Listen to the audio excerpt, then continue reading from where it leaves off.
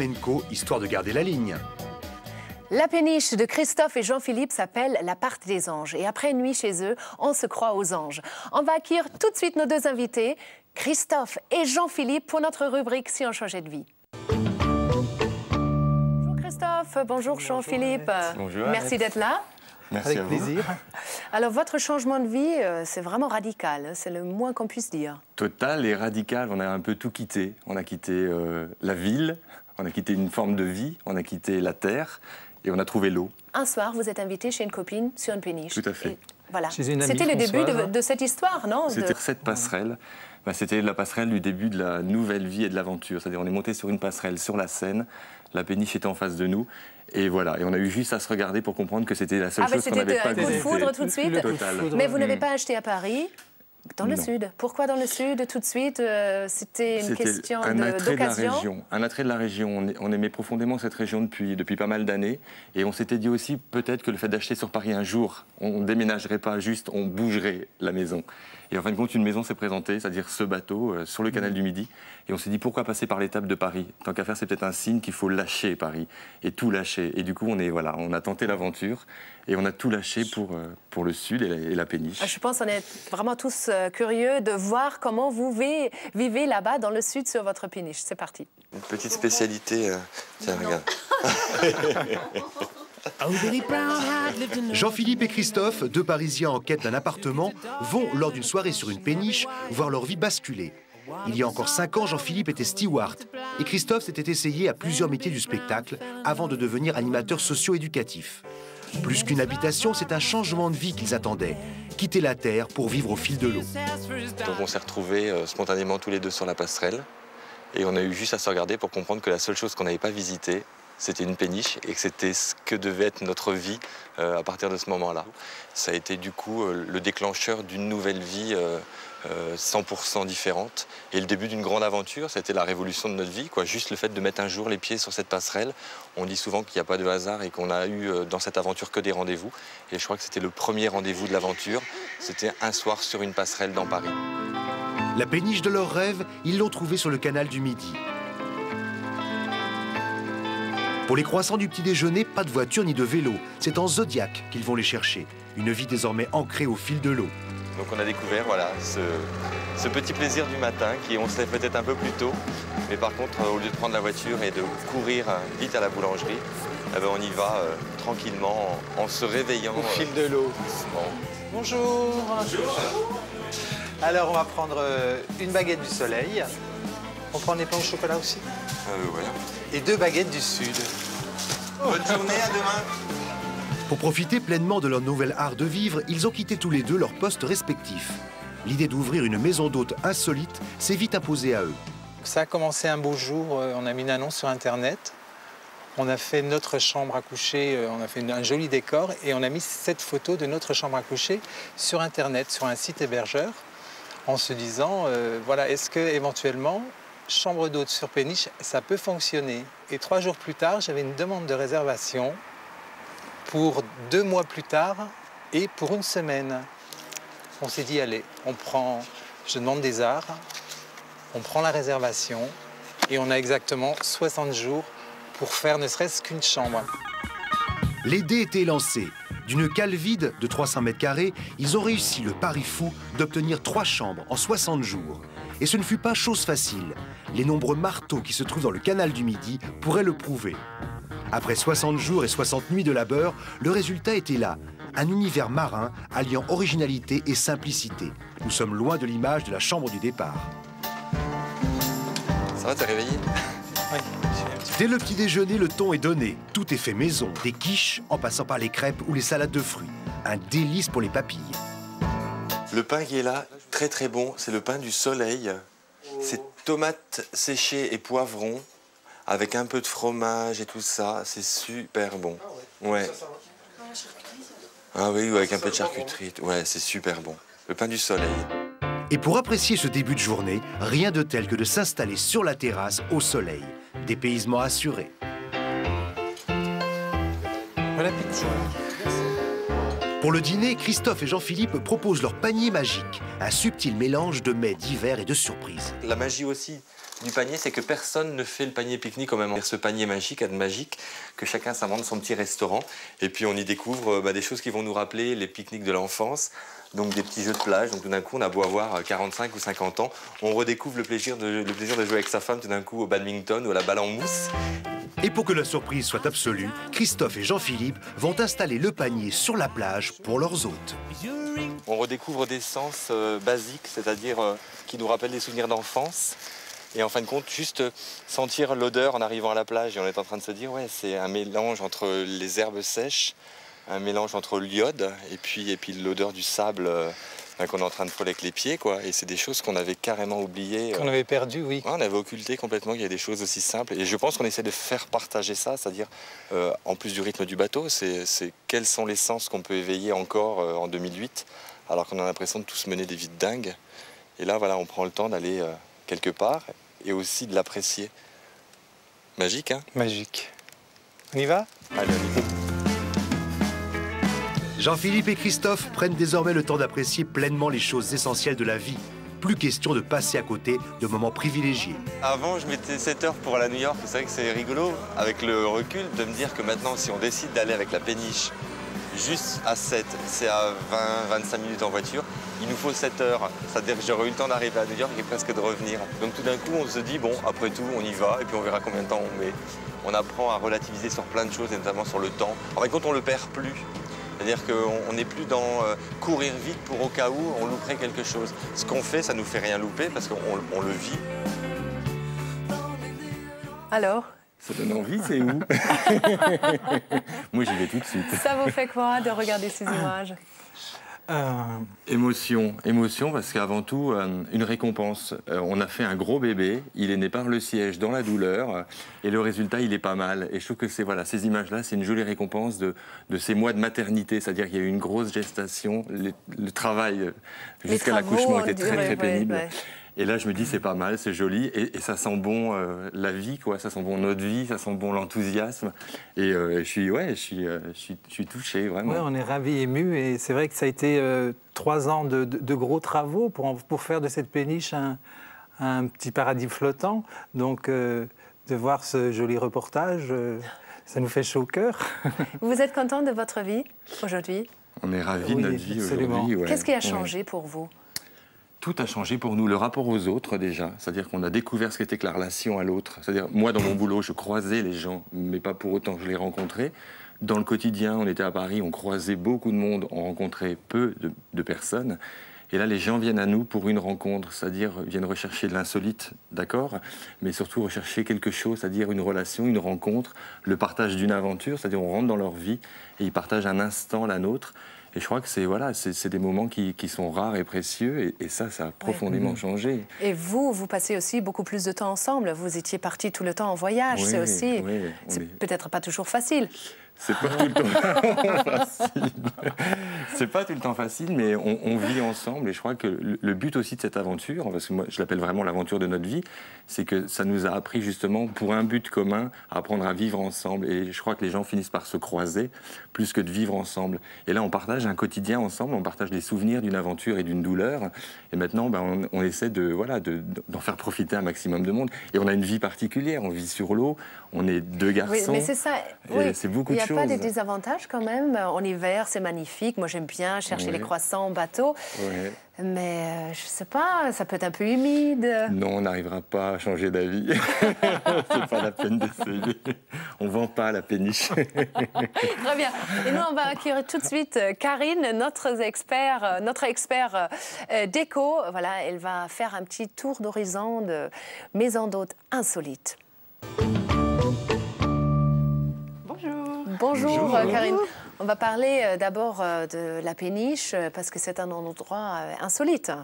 Totalement insolite. Alors moi j'ai entendu quelques mots tout à l'heure, c'est-à-dire on dit lâcher prise, retrouver le sens du temps. le sens de la rencontre. Et puis, on s'aperçoit aujourd'hui qu'il y a énormément de demandes, je dirais, pour fuir la consommation, fuir le stress, aller à la recherche d'ailleurs, d'un retour aux sources, un retour à la nature, etc. Et on a pioché effectivement quelques idées au travers de différents lieux, on dit insolites, atypiques.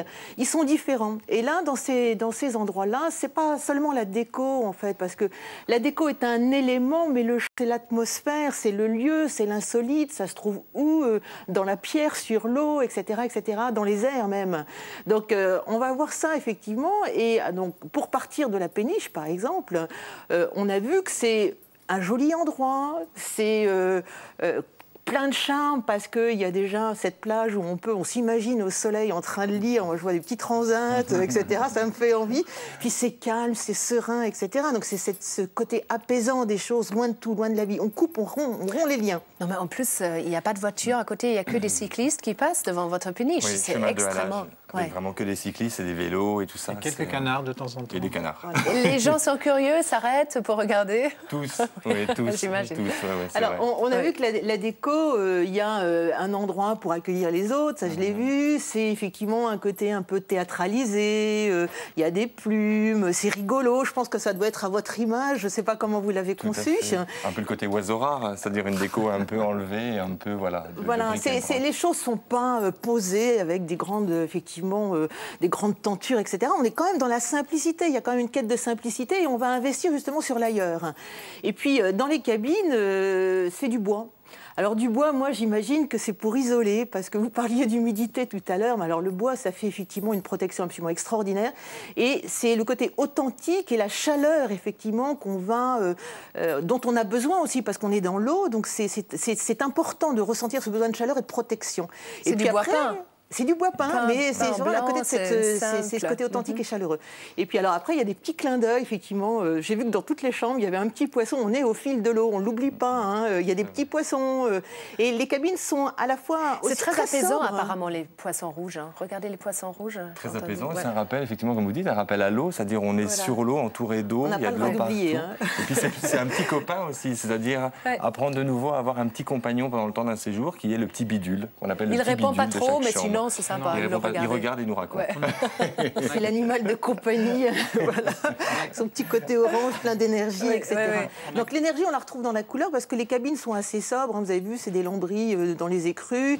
Le linge de lit, tout ça, c'est écru. Il n'y a pas de fioritures, si ce n'est effectivement un peignoir effectivement d'une jolie couleur, des petits éléments de déco et qui donnent la petite touche déco. Mais alors, on va revenir effectivement on va sortir de la péniche et puis je vais vous emmener sur des cabanes perchées, voilà. Alors, pour revenir dans ce côté insolite, dans la cabane perchée, là, c'est le repos, il est dans la cime de l'arbre. C'est-à-dire qu'on monte un escalier, on se retranche le repos, on se retranche dans la cime. C'est un moment, effectivement, on met les choses de côté, on est dans les arbres, on se retire du monde. On est très proche, oui, des oiseaux, c'est magnifique. Moi, je vais faire un parallèle, hein, toujours, consommation, développement durable, etc. Il va falloir qu'on fasse un choix un jour, hein, c'est très important.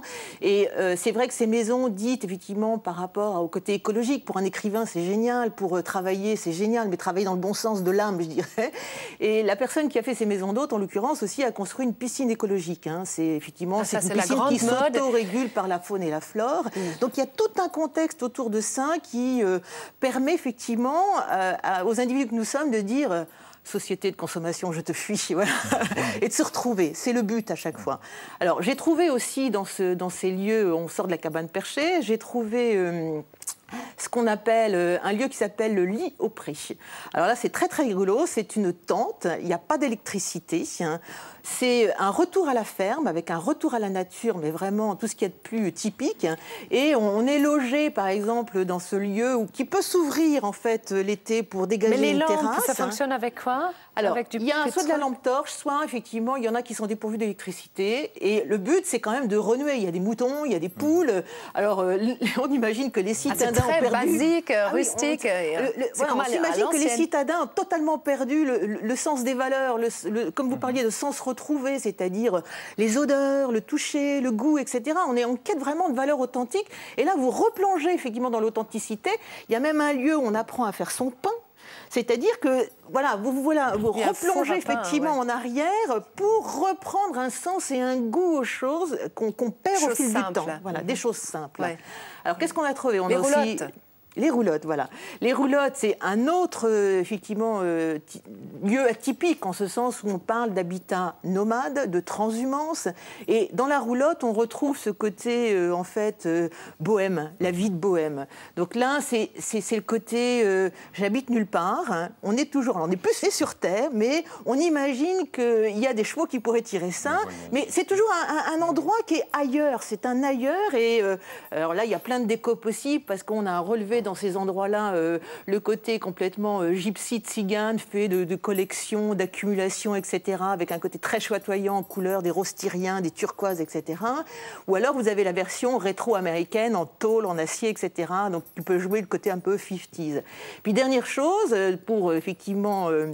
présenter mon panorama de lieux insolites, on a donné dans la yourte. Alors la yourte, c'est un habitat de Mongolie, et c'est pareil, c'est toujours un endroit insolite. Là, et on aide à construire ou on arrive et déjà non, les yourtes elles existent, hein, elles sont là. Il y a un socle en bois, il y a du feutre, il y a effectivement des choses qui s'organisent parce qu'il y en a des plus ou moins importantes. Hein. Ça peut démarrer à 15 mètres carrés et aller jusqu'à 60 mètres carrés avec des pièces différentes. Il fait chaud là-dedans?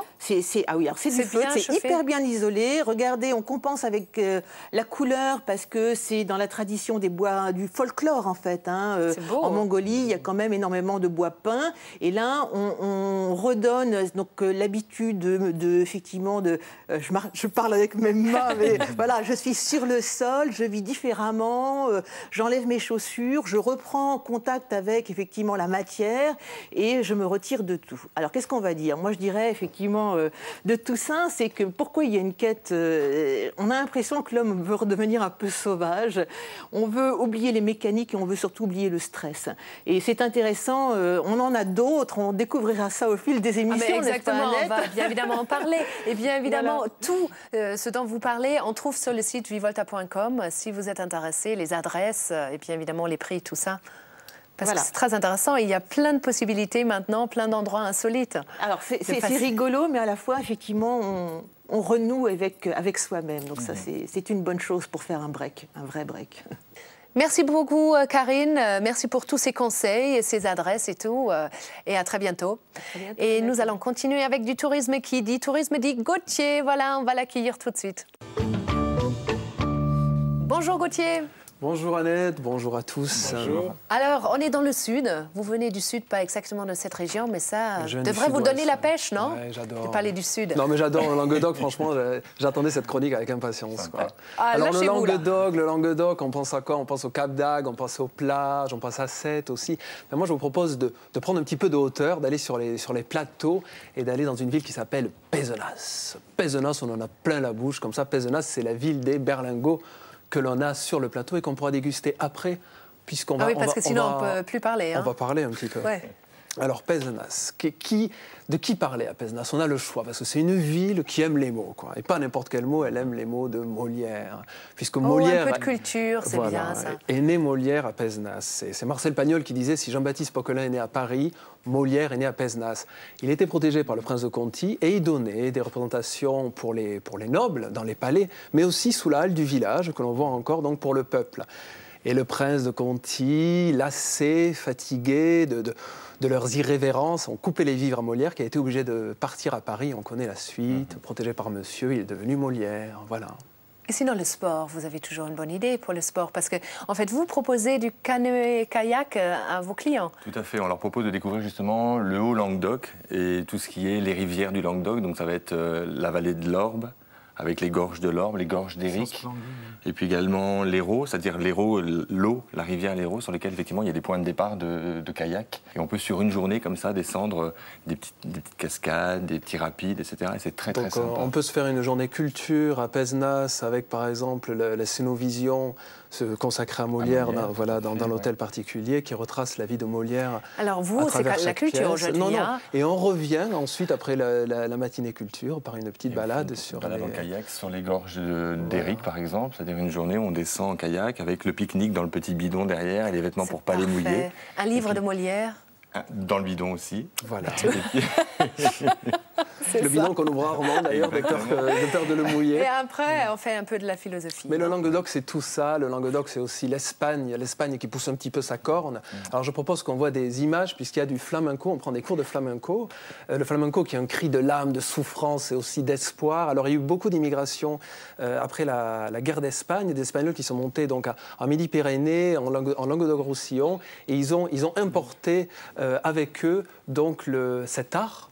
Qui est né en Andalousie, qui est dansé et chanté par les gitans et qui évolue avec l'époque, mais qui parle quand même de la souffrance du peuple gitan. Voilà. Et sinon, à part les berlingots qui sont délicieux, qu'est-ce qu'on mange? J'ai envie de vous amener quelque part à Castelnaudary. Alors, qu'est-ce qu'on mange à Castelnaudary? Le cassoulet. Exactement, et on va regarder ça. Ah là là, il y a des spécialistes là, je le sens bien. On regarde ça tout de suite. C'est bien beau, le bateau, le vélo, mais avec tout ce sport, moi j'ai faim. Jean-Phi et Christophe m'ont conseillé de goûter le cassoulet d'Étienne. Il paraît qu'il y a des gens du monde entier qui en raffolent. Dis Étienne, c'est possible d'avoir un cassoulet? Et aujourd'hui, on va se faire une petite recette du cassoulet. Un truc vraiment traditionnel avec des... Comment ça, une recette? Et il y a erreur, hein, moi je venais juste manger. Maintenant au boulot. Oh. Allez, on y va. Enfin, d'abord, ce qu'il faut savoir, c'est que les haricots sont secs. Donc il va falloir les faire tremper toute la nuit. Ah, dis donc, ça va pas être possible d'attendre toute la nuit, moi je suis complètement affamée. De l'huile bien chaude au fond, des os de porc. Là, on va y rajouter de l'oignon et de l'ail.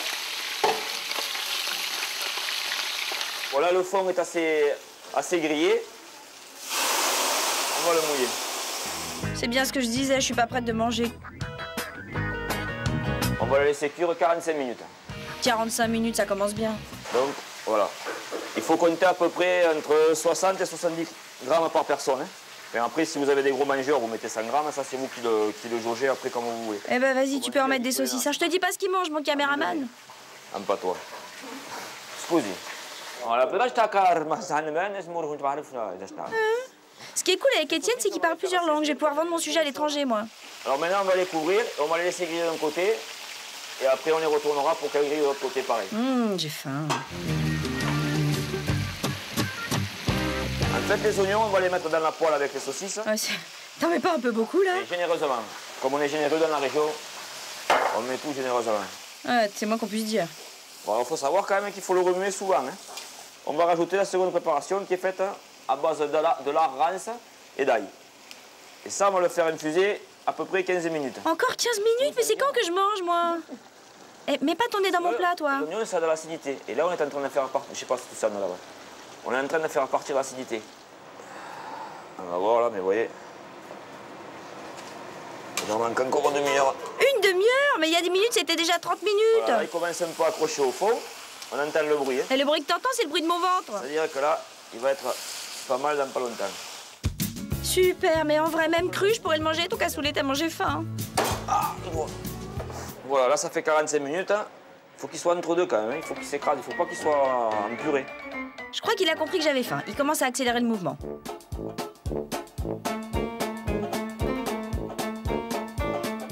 Une heure 30 plus tard, voilà mon cassoulet. Étienne, merci. Pas facile à digérer, non, ce cassoulet? Ah, écoutez, je pense que si. Et le bon cassoulet est facile à digérer. Le mauvais cassoulet en boîte est peut-être plus difficile. Alors là, on se trouve à Castelnau d'Anjou, à l'hôtellerie Étienne. Étienne, c'est le papa de Eric, à qui je rends hommage puisqu'il est décédé en juin, et qui donc il tenait sa recette d'une vieille grand-mère qui qui lui a donné cette espèce de secret qu'il partage un petit peu aujourd'hui. Donc le cassoulet vient des siècles et des siècles. Hein. Et la recette n'a jamais changé? La recette n'a jamais changé. En fait, on dit que la naissance du cassoulet date de la guerre de 100 ans, quand les gens étaient dans Castelnaudary, assiégés par les Anglais, ils n'avaient plus rien à manger. Imaginez la famine. Les Anglais à nos portes. L'enfer, l'angoisse. Et là, tous les habitants décident les uns d'apporter des haricots lingots, les autres un canard, etc. Et ils ont fait tout cuire dans une cassole, et ils ont été revigorés, et ils ont bouté les Anglais jusqu'à la Manche, et même au-delà d'ailleurs. Et d'ailleurs, ils ne sont plus revenus. Donc si l'on parle français en France, il faut le savoir, il faut le dire, c'est grâce au cassoulet. Quand vous parlez en fait du cassoulet, vous reprenez votre accent. Voilà, je reprends l'accent comme de Toulouse. Je ne sais pas ce qui m'arrive, quoi. Formidable. C'est comme ça, quoi. Vous aimez ça? On adore ça. Ah bon? adore ça, on adore le cassoulet. Ouais, Mais tout à l'hôtellerie fait. Étienne est une très très bonne adresse. Vous Par pouvez contre, même je prendre connais du pas cassoulet à emporter, vous savez. D'accord. Ouais, pour 7 €. Et il y a un menu cassoulet à volonté et sa salade aillée. Vous en mangez tant que vous pouvez. 22 €. Je pense maintenant c'est tout sur le cassoulet. Merci beaucoup Gauthier. Et dites-moi, qu'est-ce qu'on peut faire chez vous sinon? Qu'est-ce que vous proposez comme activité? Les balades sur le chemin de halage, à vélo, la découverte de la région. Il y a aussi une manade pas très loin avec chant de taureau, parce qu'on est quand même dans l'influence espagnole. Béziers, on parlait de la danse, etc. La tauromachie. Béziers, c'est vraiment l'Espagne, c'est-à-dire c'est le sang, le sable, la corrida, la danse. Les férias de les Béziers. férias de Béziers qui sont... Oui. Et donc on propose une découverte, il y a la manade avec les taureaux, il y a les flamants roses, on a la plage Ah, qui est c'est à magnifique. 10 minutes, on a les vignes, parce qu'on est quand même dans une région où le vin devient vraiment un bon produit, Ouais. c'est-à-dire ils se battent pour que ça devienne un vrai bon produit. Donc on a des très très bons récoltants et vignerons. Et puis après, on les envoie découvrir des restaurants qu'on apprécie, Ouais, nous, on et mange avec qui bien, ça, j'ai bien on aime à compris, travailler, ouais. c'est-à-dire qu'ils travaillent dans la générosité, c'est-à-dire des choses copieuses, des bons produits, et la découverte du vin et Et du quelle est la terroir. meilleure époque pour venir? Toute l'année est une bonne époque pour venir. Ah là là, vous faites bien la promo, un peu de philosophe, parfait, hein, marketing à fond. Bravo. En tout cas, merci beaucoup d'être venu. Avec Avec plaisir, grand merci. plaisir. Bon retour à vous deux et j'espère à très bientôt. Hein. À bientôt, Merci, merci on va encore. rejoindre nos canards. Qui nous attendent. Et quant à vous, merci beaucoup pour votre fidélité. On se retrouve la semaine prochaine. Au revoir.